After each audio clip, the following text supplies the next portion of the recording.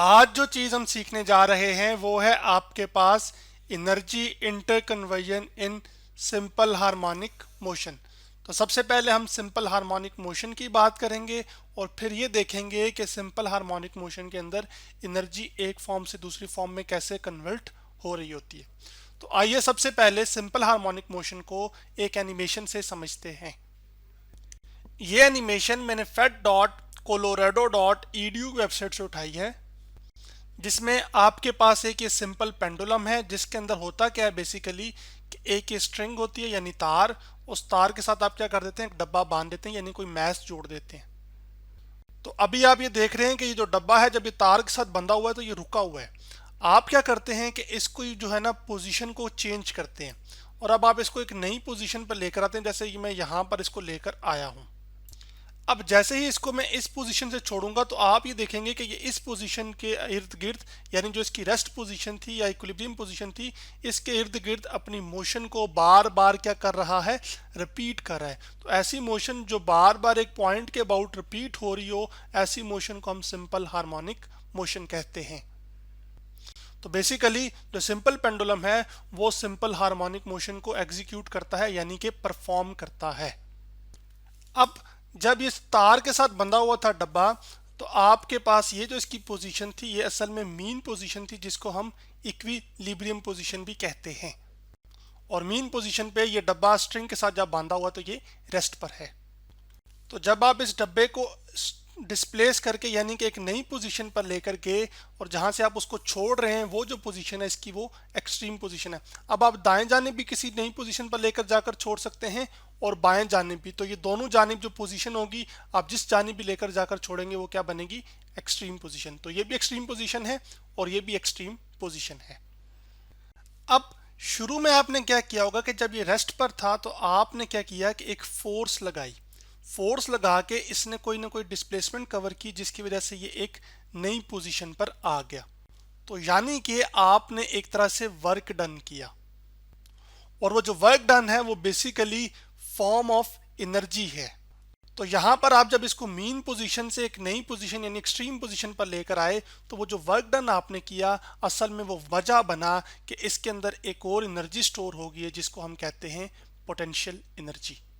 तो potential energy को हम यूं डिफाइन करते हैं, energy of a body due to its position is known as potential energy. यानी कि मीन पोजीशन के लिहाज से अब आप उसे किसी हाइट पर ले आए यानी किसी एक नई पोजीशन पर ले आए, तो इस पोजीशन के लिहाज से यहाँ पर अब इसके पास एक एनर्जी आ गई है और वो एनर्जी क्या है, पोटेंशियल एनर्जी।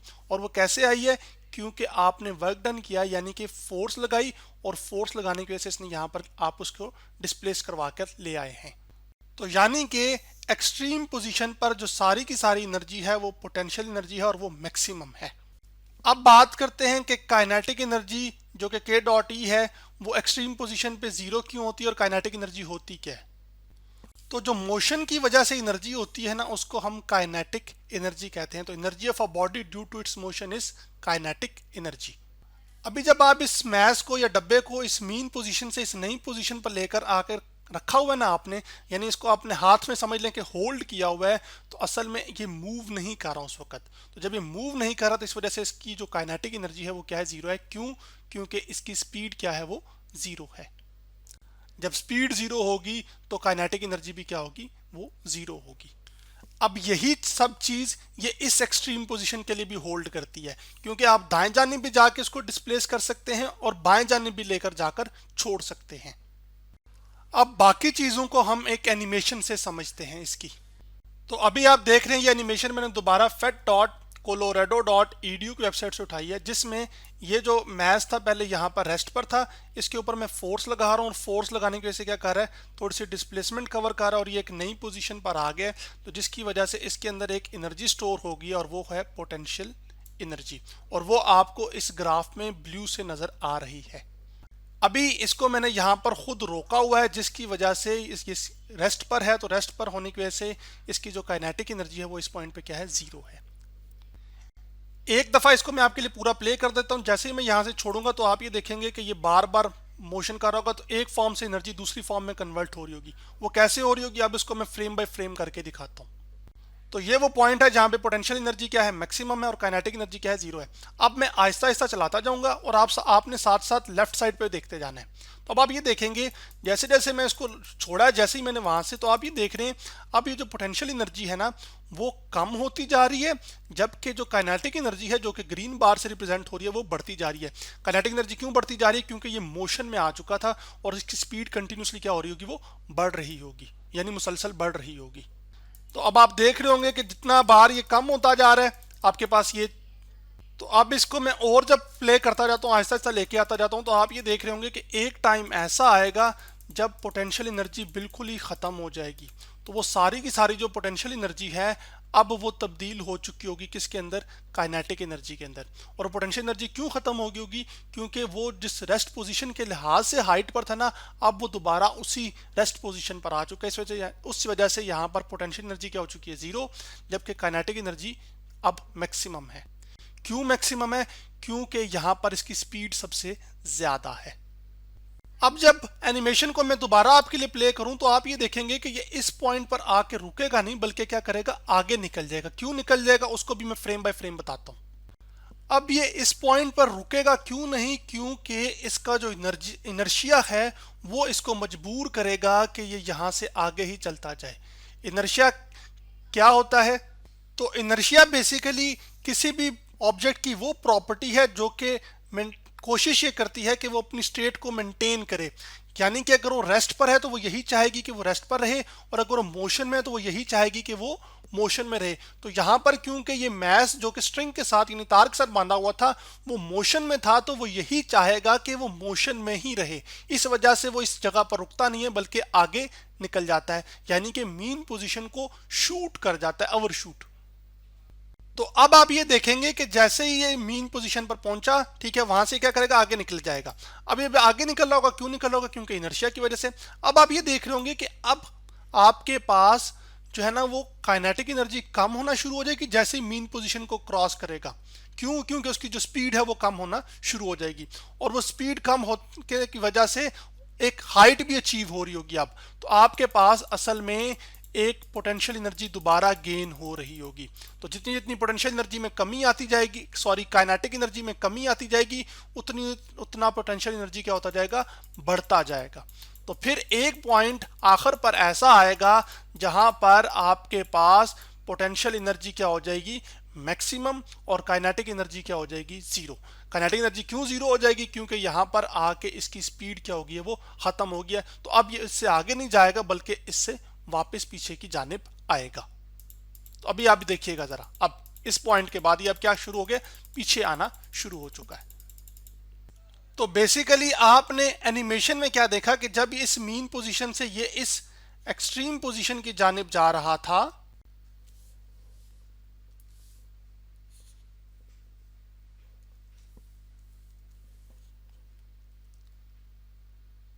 इस पर जो काइनेटिक एनर्जी थी आपके पास वो कन्वर्ट हो रही थी किसके अंदर, पोटेंशियल एनर्जी के अंदर, यानी कि तब्दील हो रही थी इस मीन पोजीशन से इस एक्सट्रीम पोजीशन पर जाते वक्त। लेकिन जब आपने एक्सट्रीम पोजीशन से यानी इस पोजीशन से जब छोड़ा था और जब ये इस मीन पोजीशन की जानिब आ रहा था, तो आपने एनिमेशन में शुरू में ये देखा था कि जो पोटेंशियल एनर्जी स्टोर थी हाइट की वजह से, यानी इसके पास हाइट की वजह से जो एनर्जी आई थी पोटेंशियल एनर्जी, अब वो आहिस्ता आहिस्ता तब्दील हो रही थी किसके अंदर, काइनेटिक एनर्जी के अंदर, जब वो इन पॉइंट्स पर आ रहा था। यूं मैंने लेबल किया। और मीन पोजीशन पे क्या बिहेवियर था कि यहां पर आके काइनेटिक एनर्जी मैक्सिमम हो गई थी, जबकि जो पोटेंशियल एनर्जी थी वो क्या हो गई थी, जीरो। पोटेंशियल एनर्जी क्यों जीरो हो गई थी, क्योंकि आप मीन पोजीशन के लिहाज से किसी हाइट पर ही नहीं थी। और काइनेटिक एनर्जी क्यों मैक्सिमम हो गई थी, क्योंकि आपने जिस पॉइंट से छोड़ा था वहां पर क्योंकि पोटेंशियल एनर्जी मैक्सिमम थी। अब वो जब उसको छोड़ा आपने तो इस पॉइंट पर आके उसकी जो पोटेंशियल एनर्जी थी वो सारी कन्वर्ट हो रही थी किसके अंदर, काइनेटिक एनर्जी के अंदर, जिसकी वजह से उसकी स्पीड क्या हो रही थी, बढ़ रही थी, और मीन पोजीशन पर आके स्पीड सबसे ज्यादा होगी, जिसकी वजह से काइनेटिक एनर्जी भी सबसे ज्यादा होगी। अब एक और एग्जांपल है जिसे हम मैस अटैच टू स्प्रिंग कहते हैं, वो भी असल में एग्जांपल है सिंपल हार्मोनिक मोशन की, और उसके अंदर भी एनर्जी इसी तरह से ही एक फॉर्म से दूसरी फॉर्म में कन्वर्ट हो रही होती है। उसको भी हम एक एनिमेशन से समझ लेते हैं। कंसिडर करें कि आपके पास एक ये दीवार है, दीवार के साथ एक स्प्रिंग बांधा हुआ है और स्प्रिंग के साथ एक मैश जुड़ा हुआ है, तो इसको हमको कहते हैं मैश अटैच टू स्प्रिंग।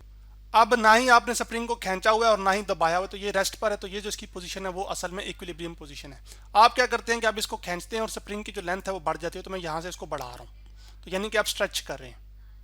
तो स्ट्रेच करने की वजह से स्प्रिंग के अंदर एक खिंचाव पैदा हुआ है, तो खिंचाव की वजह से जो इसके अंदर एनर्जी स्टोर हुई होगी उसको हम पोटेंशियल एनर्जी कहते हैं। अब जैसे इसको मैं एक्सट्रीम पोजीशन यानी कि जो स्ट्रेच करके मैं जो छोड़ रहा हूँ, तो आप ये देखेंगे कि अपनी मोशन को इस मीन पोजीशन के अबाउट बार बार क्या कर रहा होगा, रिपीट कर रहा होगा। तो ये असल में एक मोशन होगी, किसकी, सिंपल हार्मोनिक मोशन की एक एग्जांपल होगी। एनर्जी इसमें किस तरह से एक फॉर्म से दूसरी फॉर्म में कन्वर्ट हो रही है, आइए उसकी बात करते हैं। तो अगर आप अपने ऊपर देखें यहाँ पर, तो ये पोजीशन और एनर्जी के बीच का ग्राफ बना हुआ है, ठीक है। और ये जो क्या कहते हैं ग्रीन बार है, ये आपको काइनेटिक एनर्जी के बारे में इंफॉर्मेशन दे रहा है, जबकि ये जो लाल बार है ये असल में पोटेंशियल एनर्जी के बारे में इंफॉर्मेशन दे रहा है। अब क्योंकि इसको मैंने मीन पोजीशन से डिस्टर्ब कर लिया, यानी कि एक्सट्रीम पोजीशन पर ले आया हूँ, तो एक्सट्रीम पोजीशन पे आपके पास जो मैक्सिमम जो एनर्जी होती है वो कौन सी होती है, पोटेंशियल एनर्जी, तो वो आपको यहाँ पर नजर आ रहा है। अब जैसे इसको मैं आहिस्ता आहिस्ता प्ले करूंगा, तो आप ये देखेंगे कि ये जो मैस है ये अपनी मीन पोजीशन की तरफ जाने की कोशिश करेगा, तो जिसकी वजह से आपके पास पोटेंशियल एनर्जी आपको यहाँ पर जो कि लाल गेंद से नजर आ रही है वो कम होती हुई दिखाई देगी, जबकि जो काइनेटिक एनर्जी है वो यहाँ पर आपको बढ़ती हुई दिखाई देगी, जो कि आपको ये ग्रीन बॉल से रिप्रेजेंट हो रही है।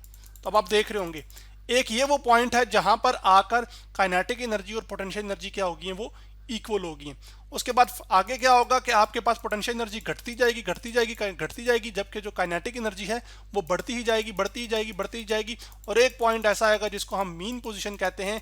वहां पर आकर आपके पास जो पोटेंशियल एनर्जी है वो जीरो होगी, क्योंकि एक्सट्री आपने इसको मीन पोजीशन के लिहाज से डिस्टर्ब किया था ना, तो मीन पोजीशन पर ही है, तो इस पोजीशन के लिहाज से इसकी जो पोटेंशियल एनर्जी है वो जीरो है, जबकि इस पॉइंट पर अब इसकी काइनेटिक एनर्जी क्या है, वो मैक्सिमम है। क्यों काइनेटिक एनर्जी मैक्सिमम है, क्योंकि जो सारी की सारी पोटेंशियल एनर्जी स्टोर हुई थी वो कन्वर्ट हो गई है काइनेटिक एनर्जी के अंदर, और इस पॉइंट पर इसकी स्पीड क्या होगी, वो मैक्सिमम होगी। अब जब इसको इस पॉइंट पर ही आके रुकेगा नहीं, बिल्कुल उसी तरह जिस तरह सिंपल पेंडुलम के अंदर हुआ था। क्यों नहीं रुकेगा, क्योंकि इसका जो इनर्शिया है वो इसको रुकने नहीं देगा, बल्कि मजबूर करेगा, क्योंकि ये मूव कर रहा है तो ये मूव करता ही रहे, तो ये आगे निकल जाएगा, दबना शुरू हो जाएगा स्प्रिंग। तो देखेंगे अब आप देख रहे हैं यहाँ पर जैसा कि, तो अब क्या हो रहा होगा कि जो काइनेटिक एनर्जी होगी वो कम होना शुरू हो जाएगी और जो पोटेंशियल एनर्जी है वो बढ़ना शुरू हो जाएगी, तो वो आपको ग्राफ पे नजर आ रहा है। अब फिर एक पॉइंट ऐसा आएगा यहाँ पर जहां पर काइनेटिक एनर्जी और पोटेंशियल एनर्जी क्या होंगी, वो इक्वल होंगी, और वो ये पॉइंट है। उसके फौरन बाद आगे ये होगा कि जैसे ही आप और आगे देखेंगे, मोशन को देखते जाएंगे, तो आप ये देखेंगे अब एक पॉइंट ऐसा आएगा जहां पर जाकर काइनेटिक एनर्जी क्या हो जाएगी, वो दोबारा जीरो हो जाएगी, जबकि पोटेंशियल एनर्जी उस पॉइंट पे क्या हो जाएगी, मैक्सिमम हो जाएगी। काइनेटिक एनर्जी क्यों जीरो हो जाएगी, क्योंकि इस पॉइंट पर उसकी स्पीड क्या हो चुकी होगी, वो जीरो हो चुकी होगी, और यही वो उसका बाएं जानिब का एक्सट्रीम पोजीशन है। और बाएं जानिब के एक्सट्रीम पोजीशन पे जैसे सिंपल पेंडुलम के केस में पोटेंशियल एनर्जी वहां पर मैक्सिमम होती थी और काइनेटिक एनर्जी क्या होती थी, जीरो हो जाती थी।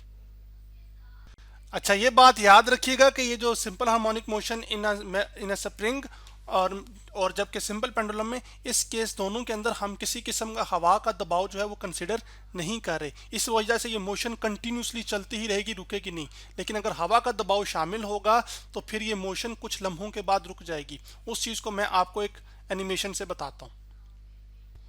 जैसा कि आप देख सकते हैं कि ये एनिमेशन मैंने यूट्यूब के channel a moment of science से उठाई है, जिसका टाइटल है swinging physics a moment of science PBS.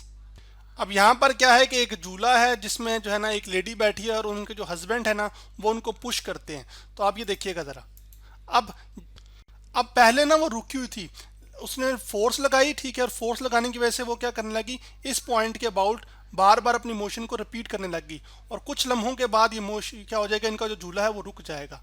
क्यों रुक जाएगा, क्योंकि हवा का दबाव एक्ट कर रहा होगा। तो मुसलसल अपनी मोशन को कंटिन्यू करने के लिए ज़रूरी है कि कोई ना कोई शख्स इनको कंटिन्यूसली पुश करता।